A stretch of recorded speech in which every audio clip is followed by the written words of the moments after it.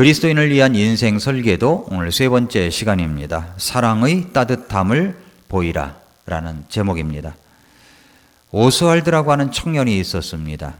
이 청년의 인생은 한 불행한 가정이 낳은 희생양이다 라고 할 수가 있는 그런 청년입니다. 그의 어머니는 2번 이혼 경력이 있었고 세 번째 만난 남편하고도 관계가 원만치 않아 결국 이혼하고 말았습니다.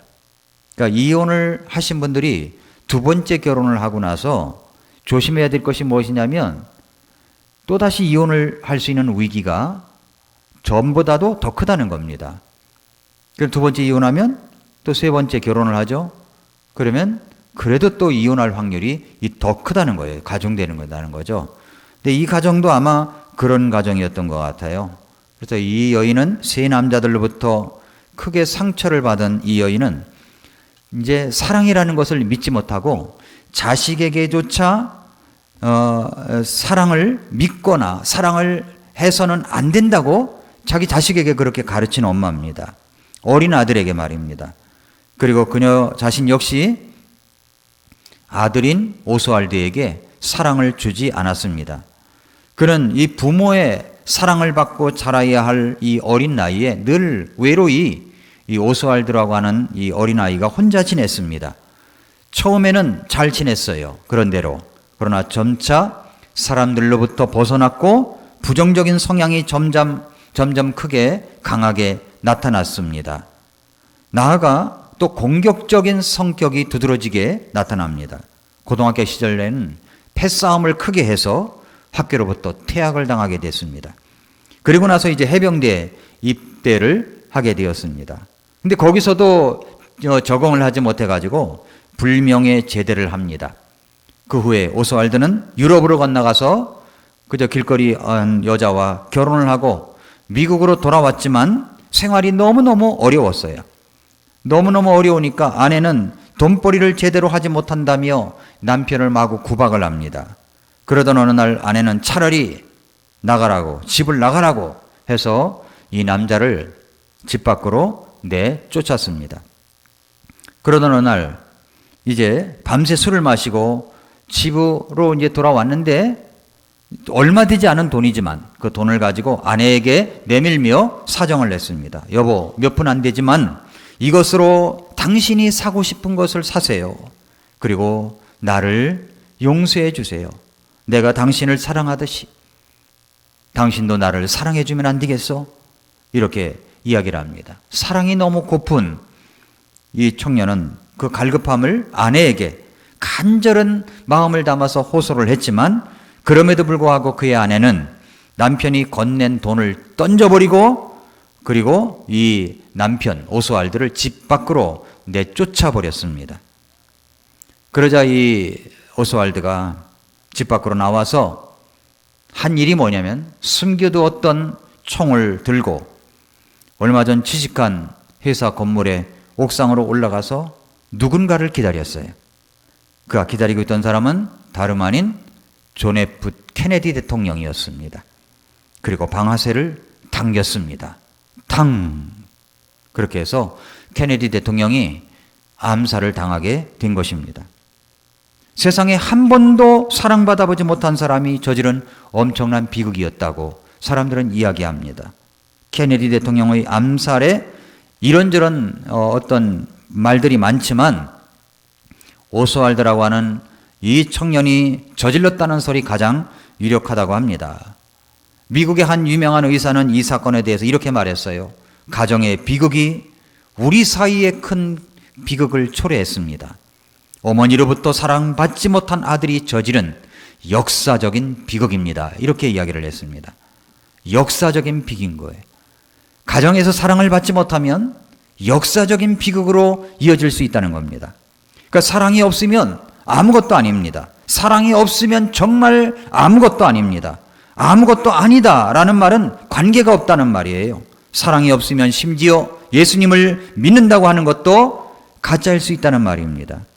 고린도전서 13장 1절부터 3절이 그렇게 말씀하고 있는 거예요. 내가 사람들의 언어들과 천사들의 언어들로 말할지라도 사랑이 없으면 소리나는 징, 울리는 꽹과리가 되고 내가 대언하는 선물이 있고 모든 신비와 모든 지식을 이해하며 또 모든 믿음이 있어 산을 옮길 수 있을지라도 사랑이 없으면 내가 아무것도 아니요 내가 모든 재산을 바쳐 가난한 자들을 먹이고 또 내 몸을 불사르게 내줄지라도 사랑이 없으면 그것이 내게 아무 유익을 주지 못하느니라. 그래서 지난주에 제가 두 가지를 이야기했었죠. 첫째로는 내가 사람들의 언어들, 그러니까 외국어를 유창하게 할지라도 사랑이 없으면 아무것도 아니라는 말씀을 드렸고요. 두 번째는 내가 천사들의 언어들, 웅변력이 뛰어나게 남을 설득할 수 있다고 할지라도 사랑이 없이 말하는 것은 아무것도 아니다라는 것을 이야기했습니다. 오늘 세 번째로는 내가 대언하는 선물을 받았고 모든 신비의 지식을 이해하는 탁월한 능력이 있다고 할지라도 사랑이 없으면 아무것도 아닙니다. 2절에서 그렇게 말씀하고 있죠.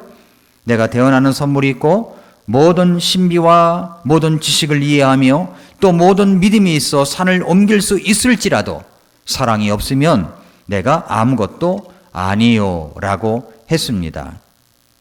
여기서 대언하는 선물이라고 얘기하고 있죠. 대언하는 선물, 이게 뭘까요?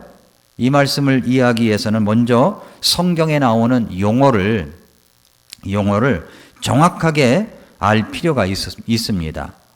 그러니까 성도님들이 성경으로 풀려면 성경을 번역할 때 중요 용어를 반드시 일관성 있게 번역을 해서 용어 색인 기능이 있게 돼야 됩니다. 용어 색인 기능을 알아야 돼요. 미국의 성도님들이 성경대로 믿으면서 바른 신앙생활을 할 수 있는 이유 중에 하나가 뭐냐면 그들에게는 스트롱이나 영이라는 사람이 만든 용어 색인이 있어요. 그 용어 색인이 있어가지고 누구라도 제대로 성경을 공부할 수 있기 때문입니다. 그러니까 성경이 어떤 단어를 어떻게 정의하는가를 살펴보려면 용어 색인을 이용해서 그 단어의 용례를 처음부터 살펴보면 되는 겁니다. 그 예로다가 이제 프라폿이라고 하는 단어가 있어요. 혹은 프라폿이라고 하는 단어를 보면은 이 단어는 뭐라고 번역을 해야 될까요? 프라폿이라고 하는 단어. 개역 성경을 보면 실제적인 말씀은 이게 대언인데 모두 예언으로 되어 있습니다. 예언으로 되어 있어요. 이 단어들은 성경에 500회 이상이 나오고 성경 기록 그 자체와 관련하여 중요한 의미를 지니고 있습니다. 현대 영어 사전을 살펴보면 이 단어의 의미는 뭐라고 되어 있냐면은 프라폿이라고 하는 말, 이런 말은 예언하다로 되어 있어요. 예언하다로. 그러니까 개역 성경의 번역자들은 이것들을 그냥 앞날을 예견하는 예언, 그리고 선지자, 들어보셨죠? 선지자 등으로 번역을 했습니다. 그러나 이 단어의 원래 의미는 헬라어로 프로페튜, 그리고 프로페투에테라는 말인데 이 말이 무슨 말이냐면은 남의 말을 대신 전한다라는 뜻이에요. 프라포시가 남의 말을 대신 전한다라는 뜻입니다. 대신 전한다, 이 말이 대언이죠. 그러니까 성경에 우리가 선지자라고 하지 아니하고 대언자라고 하는 것은 정확하게 원어의 뜻을 살려서 번역을 했기 때문에 그런 겁니다. 왜 다른 데 선지자라고 하는데 왜 대언자라고 하느냐 할 때 그 의미가 있는 거예요. 대신해서 말을 전하다라는 뜻입니다. 원어의 의미가 그거예요. 그래서 성경의 용례 역시 전적으로 이것을 가리키는 겁니다. 그래서 심지어 개역 성경도 출애굽기 7장 1절, 에스겔서 37장 4절, 요한계시록 19장 10절 등 19절에서는 부득이 뭐라고 번역을 했냐면 대언으로 번역을 했어요. 대언으로. 딴 데는 전부 다 예언으로 번역을 해놓고 여기는 대언으로 번역을 했을 정도입니다. 그러니까 대언을 예언으로 해놓으니까 종교 사기꾼 같은 그런 사기꾼들이 나는 거예요. 예언으로 하니까 자기가 예언을 한다는 거예요. 예언을. 그래서 자기가 기도해보면 다 안다는 겁니다. 내가 기도해보면 알아요. 내가 기도해 줄게요. 내가 기도해보면 당신 알아요. 그래가지고 소위 예수님 이름을 팔아먹는 점쟁이들이 그렇게 많은 겁니다. 간판만 빨간 깃발 안 걸었지 그런 점쟁이들이 그렇게 많은 거예요. 이 성경을 예언하다라고 번역을 했기 때문에 그런 겁니다. 대언하다인데. 그래서 여기서 대언하는 선물이다 이렇게 이야기를 했죠. 대언하는 선물이 있어. 이것은 무슨 말이에요? 남의 말, 그러니까 주님의 말씀을 대신 전하는 영적 선물을 말하는 거죠. 우리가 하나님의 말씀을 잘 전할 수 있다는 것은 축복입니다. 그래서 대언하는 선물을 가졌어요. 그래서 어떤 분을 나와서 이야기를 하고 간증을 하라면요, 얼마나 잘하는지 몰라요. 말을 너무너무 잘해요. 아주 예쁘게 잘해요. 이런 사람은 말씀을 전해도 정말 설득력 있게 잘 전합니다. 저는 그런 분 보면 어떤 땐 부러울 때가 있어요. 야, 잘 전한다. 네. 그런 것들을. 그러니까 이게 영적 선물이라는 거죠. 영적 선물. 대언하는 선물. 네. 대언하는 선물이 가득 차서 다른 사람에게 말씀을 잘 전달했으면 좋겠다는 생각이 드는데, 그런데 우리가 이것을 알아야 됩니다. 그런데 그런 능력이 출중하다고 할지라도 사랑이 없으면 아무것도 아니라는 거예요. 아무것도 아닙니다. 이게 이제 세 번째 이야기예요. 13장 1절부터 3절 사이에서. 그 다음에 이제 네 번째가 있습니다. 네 번째, 설교 노트를 참고하시기 바랍니다. 네 번째는 뭐냐면, 내가 산을 옮길 만한 큰 믿음이 있을지라도 사랑이 없으면 아무것도 아닙니다. 그래서 뭐라고 말씀했어요? 또 모든 믿음이 있어. 산을 옮길 수 있을지라도 사랑이 없으면 내가 아무것도 아니요. 이렇게 말씀했잖아요. 우리는 모두 좋은 믿음의 사람이 되기를 바라고 있습니다. 그래서 히브리서 11장 6절에서도 그러나 믿음이 없이는 하나님을 기쁘게 하지 못하나니 그분께 가는 자는 반드시 그분께서 계시는 것과 또 그분께서 부지런히 자신을 찾는 자들에게 보상해 주시는 분이심을 믿어야 하느니라 말씀을 했습니다. 우리는 믿음으로 구원을 받았습니다. 그리고 생활 속에 믿음이 강한 사람이 되기를 바라고 있죠. 그렇게 우리는 믿음으로 우리의 신앙생활을 하고 있습니다. 우리는 기도할 때마다 우리의 믿음의 분량이 더 커지기를 기도해야 됩니다.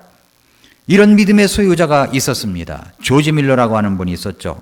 이분은 평생에 기도 응답을 받았는데 몇 번 응답받았냐 그랬더니 5만 번 기도 응답을 받았대요. 여러분 몇 번이나 응답을 받으셨습니까? 헤아려 보셨나요? 예, 이분은 5만 번 기도 응답을 받았대요. 놀라운 믿음이 아니겠습니까? 우리에게 이런 믿음이 있어서 신앙으로 우리의 인생이 모든 벽을 뛰어넘고 또 불가능을 가능케 하는 그런 믿음의 능력이 있다면 얼마나 좋겠습니까? 저도 그런 믿음의 소유자가 되기를 바랍니다. 원해요. 우리 예수님께서도 너희에게 겨자씨만한 믿음이 있어도 이 산을 명하여 여기서 저기로 옮길 수 있다고 그렇게 말씀하셨습니다. 산이라도 옮길 수 있다는 믿음의 능력의 소유자. 정말 이런 믿음 갖기를 정말 엎드려 기도합니다. 사실 인생을 살아가면서 이런 믿음의 능력을 필요로 할 때가 얼마나 많습니까? 그런데 스가랴 4장 6, 7절에 뭐라고 그랬냐면은 그때 그가 내게 응답하며 말하여 이르되 주께서 스룹바벨에게 하신 말씀이 이러하니라.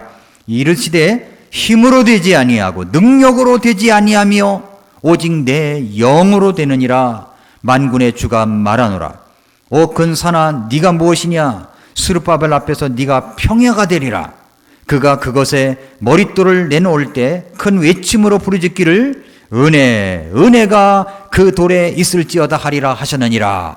이렇게 말씀했어요. 이 말씀이 뭐냐면 태산 같은 인생의 역경이 있다고 할지라도 믿음으로 이러한 것들을 극복하며 목적을 향하여 나가게 하시는 누구의 능력을 의지해야 돼요? 오직 성령님의 능력을 의지하라는 말씀입니다. 그래서 뭐라고 그랬어요? 이는 힘으로 되지 아니하고 능력으로 되지 아니하고 내 영으로 된다. 성령님의 능력으로 된다고 말씀하고 있잖아요. 그런데 그렇게 믿음이 커졌습니다. 그래서 내 믿음으로 산까지 옮길 만한 그런 믿음이 있고 큰 산도 평야가 되게 한다고 할지라도 사랑이 없으면 아무것도 아닌 거예요. 아무것도 아닌 거예요. 사랑이 있어야만 진정한 의미의 믿음이 완성되는 것입니다. 그 사랑이 정말 위대한 거죠. 위대한 거예요. 다섯 번째로 내가 가진 모든 재산을 바쳐 가난한 자들을 먹인다 하여도 사랑이 없으면 자신에게 아무 유익을 주지 못합니다. 자, 오늘날 교회와 그리스도인들에게 있어서 구제라고 하는 거죠. 구제는 그 중요성과 의무에 자주 우리가 망각되고 있는 숙제 가운데 하나입니다. 성경을 읽어보면 예수님의 말씀에 귀를 기울여 보면 너무나도 빈번하게 구제 사역의 거룩한 의미에 대해서 강조하시고 있습니다. 사도행전을 읽어보면 구제 사역은 교회의 사역에 있어서 아주 큰 몫을 차지하고 있었습니다. 그래서 그 일을 사도들이 하기에는 벅찼기 때문에 사도행전 7장에서 사도들은 기도와 말씀을 전하는 일에 온전히 드리고 집사들은 구제 사역을 감당했던 거예요. 그래서 사실 집사를 그래서 선출한 겁니다. 성경은 홀로 된 과부와 그리고 고아들 그리고 가난한 사람들을 돌아봐야 한다는 사실을 엄청 강조하시고 있습니다. 그래서 예수님께서도 구제의 중요성을 말씀하셨습니다. 마태복음 6장에 보면 예수님께서 구제와 기도와 금식에 대하여 말씀하신 것이 있죠. 너희가 구제할 때에, 기도할 때에, 금식할 때에, 그러면서 그런 때에 사람들에게 보여주려고 하지 말고 하나님 앞에서 바른 마음의 순수한 동기와 태도를 가지고 하라. 이렇게 6장에 말씀하셨잖아요. 마태복음 6장에. 한번 마태복음 6장 1절부터 4절을 보십시오. 마태복음 6장 1절부터 4절을 보니까 너희는 사람들에게 보이려고 그들 앞에서 구제하지 아니하도록 주의하라.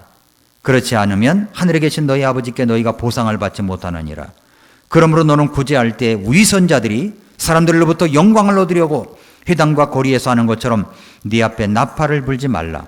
진실로 내가 너희에게 이르노니 그들은 자기들의 보상을 받았느니라. 오직 너는 구제할 때 네 오른손이 하는 것을 네 왼손이 모르게 하여 너의 구제하는 일이 은밀한 가운데 이루어지게 하라. 그리하면 은밀한 가운데 보시는 네 아버지께서 친히 네게 드러나게 갚아 주시리라. 오늘 본문인 고린도전서 13장은 뭐라고 그랬습니까? 내가 내게 있는 모든 재산으로 뭘 해요? 구제한다고 할지라도 내게 있는 모든 재산으로 구제를 해요. 구제한다고 할지라도 사랑이 없으면 아무 유익이 없다고 말씀하십니다. 그러나 우리는 흔히 생각하기를 구제를 한다는 것은 사랑이 있기 때문에 하는 것이 아니냐고 생각할 수 있을 것입니다. 그러나 예수님께서 마태복음 6장에서 말씀하신 바리새인들을 향한 말씀을 보시기 바랍니다. 너희는 사람들에게 보이려고 그들 앞에서 구제하지 아니하도록 주의하라. 그 연예인들 보면은 되게 이제 가끔 이렇게 재난을 당했다든가 어려운 사람을 만나면 이렇게 툭툭 구제를 하죠. 그런데 크리스찬 가운데 구제하는 아주 진실된 사람들이 있습니다. 예를 들어서 이렇게 구제하고 기부하는데 탤런트 가운데 제가 기억하기로는 장나라 씨가 구제를 참 많이 하는 것 같아요. 아주 성품이 좋고 믿음도 좋은 그런 분이라고 생각합니다. 그 이외에도 크리스찬 연예인 가운데 많아요. 그러나 그렇게 기부하는 사람 가운데는 이게 다 이제 프로그램에 짜져가지고 기부하는 사람도 있다는 거예요. 프로그램에 짜져서 자기의 이미지 관리를 위해서 그렇다는 겁니다. 기업들도 마찬가지죠. 기업들도 정말로 사랑을 가지고 하기보다는 이게 다 어떤 틀에 짜여져 있는 거예요. 그런 경우도 많아요. 그러니까 과시용, 이미지 관리로 할 수 있다는 거죠. 그러나 오늘 성경은 뭐라고 이야기를 합니까? 구제는 사람들에게 인정과 영광을 받으려고 나팔을 불어가며 구제를 했습니다. 물론 이 기업들도 그렇고 또 연예인들도 그렇고 또 많은 재산을 가지고 있을지라도 이렇게 기부를 하는 분들이 있잖아요. 뭐 행상을 내가지고 리어커를 끌어서 파지를 모아가지고 그런 사람도 있습니다. 아주 진실된 사람들도 있어요. 그러나 어떤 사람들은 이미지 관리를 위해서 그렇게 하는 사람도 있다는 거죠. 이때 당시에도 그런 사람이 있었습니다. 그래서 예수님이 그것을 이야기하시는 거죠. 자기 과시용 구제, 연민이나 애정이 아니에요. 자기 회사 이름을 내기 위해서 하는 것이었고 그저 신문에 자기 이름을 내고 싶어서 했던 구제들. 예수님께서는 올바른 구제를 이렇게 하라고 말씀하십니다. 마태복음 6장 3절 4절에서 오직 너는 구제할 때에 오른손이 하는 것을 네 왼손이 모르게 하여 너의 구제하는 일이 은밀한 가운데 이루어지게 하라. 그리하면 은밀한 가운데 보시는 네 아버지께서 친히 네게 드러나게 갚아 주시리라. 은밀하게 하라는 거죠. 은밀하게. F.B. 마이어 목사님이라는 분이 계십니다. 초대교회의 뭐라고 그러냐면 초대교회의 구제는 단순히 먹을 것을 뒷문으로만 건네주는 차가운 의무의 수행이 아니라 그들을 식탁에 초대하여 사랑과 기도, 관심과 복음을 나누는 사역이었다. 이렇게 이야기를 하고 있습니다. 복음을 나누는 사역이었다. 사랑이 없는 구제도 할 수 있어요. 또 그러나 여러분 사랑이 없는 구제 때문에 사람들은 구제를 받고 있으면서도 치사한 부채감과 모멸감에서 해방되지 못하고 괴로워하고 있는 거예요. 그래서 고아원을 가고 뭐 어디 구제를 간다고 하면 그 과시용 사진 찍기 이런 것들도 많이 있어서 그걸 받는 사람들에게는 부담이 될 수가 있다는 겁니다. 상대방, 그래서 우리가 구제를 할 때는요, 상대방의 자존감을 생각해 가면서 조심스럽게 은근하게 진행되어야 됩니다. 그래서 조심스럽게 그들의 자존감을 생각하면서 해도 어떤 분들은 상처를 받을 때가 있어요. 도와주는데 상처를 받아요. 사랑이 없으면 내가 가진 모든 재산으로 구제를 한다고 할지라도 그것은 아무 유익을 주지 못한다는 것이 바로 성경의 말씀입니다. 그 다음에 이제 마지막입니다. 여섯 번째로 내가 내 몸을 불사르게 내줄지라도 사랑이 없으면 아무 유익을 주지 못한다고 말씀합니다. 3절의 말씀이죠. 내 몸을 불사르게 된다고 할지라도 하는 것, 내 몸을 불사르게 내준다고 할지라도 이게 뭐예요? 이거 순교 아닙니까? 순교? 예, 불사르는데 내 몸을 내줘요? 이게 순교입니다. 그 순교는 구원받은 그리스도인이 하나님께 바칠 수 있는 가장 숭고하고 값비싼 헌신의 결정이라고 할 수가 있습니다. 요한계시록 20장에 보면 순교자들은 하나님 나라의 별들이라고 했습니다. 주님의 이름 때문에 목을 베이는 그들이 주님과 함께 왕노릇하게 될 것입니다. 그들에게는 생명의 관이 기다리고 있습니다. 그리고 이제 주님을 위하여 헌신하고 죽을 수 있다는 것은 우리는 정말 그리스도인들의 영광이요 열망이라고 볼 수가 있습니다. 그런데 오늘 3절에 뭐라고 그랬습니까? 그런 순교가 있다고 할지라도 내 몸을 불사르게 내줄지라도 사랑이 없으면 그것은 아무 유익을 주지 못한다고 말씀하십니다. 그렇다면 우리가 던져야 될 질문이 있어요. 그것은 사랑이 없는 순교도 있을 수 있단 말입니까? 사랑이 없는 순교도 있을 수 있나요? 자기 목숨을 거는 건데도 말입니다. 성경의 대답은 사랑이 없는 순교도 있을 수 있다라고 말합니다. 조지 스위팅 목사님은 고린도전서 13장을 하나의 공식으로 만들어서 말씀을 전하는 분입니다. 그래서 고린도전서 13장의 공식이 뭐냐면 인생 빼기 사랑은 0이다, 제로다라고 그랬어요. 인생에서 사랑을 빼면 제로예요. 아무것도 남지 않는다는 거예요. 참으로 사랑이 없는 곳에서는 우리가 열거할 수 있는 온갖 종교적, 도덕적인 미덕이나 아름다움도 공허한 메아리에 불과합니다. 한 부인이 조지 스윈팅 목사님을 찾아와서 이렇게 상담을 했습니다. 목사님, 저는요 전도 훈련도 받았고 성경 암송도 잘했습니다. 근데 지금까지 한 사람도 주님 앞으로 인도하지를 못했습니다. 그나마 오늘 이웃집의 한 자매에게, 이웃집 여인에게 전도하려고 했지만 아무런 성과도 없었습니다. 왜 그럴까요, 목사님? 이라고 이제 상담을 요청했답니다. 그러자 이 스위팅 목사님이 이렇게 말했습니다. 그것은 아마도 자매님의 눈에 사랑의 눈물이 메말라 있기 때문인지도 모릅니다. 시편 126편에서는 울며 씨를 뿌리는 자가 기쁨으로 단을 거둔다고 했습니다. 자매님에게는 사랑의 눈물이 없는 것 같습니다. 이렇게 이야기를 했대요. 그래서 이 자매님은 그 길로 돌아가서 정말 하나님 앞에 엎드려서 사랑이 부족함을 이야기했고 하나님 앞에 고백을 했고 안타까운 심정으로 회개하며 사랑을 구했습니다. 그리고 그 하루가 가기 전에 그 자매님이 이웃집 여인을 찾아가서 전도하고 구령을 할 수가 있었다고 합니다.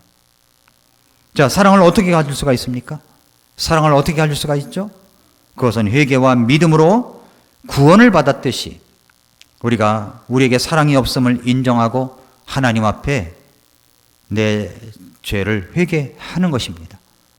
이 회개는 구원받을 때의 회개는 한 번뿐이죠. 이것은 자백과 같은 겁니다.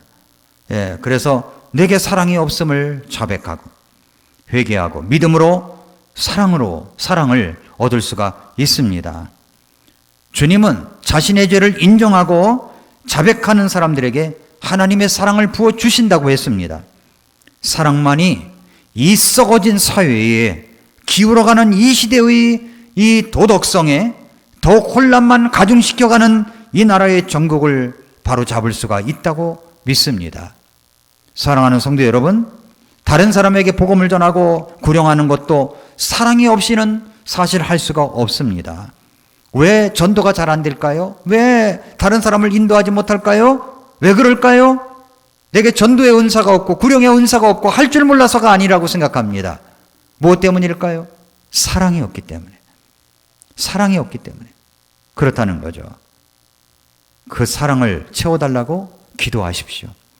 그리고 믿음으로 나아가 보십시오. 하나님께서 저와 여러분들에게 사람을 붙여주셔서 구령할 수 있도록 해 주실 것입니다. 사랑만이 유일한 대답입니다. 기도하겠습니다.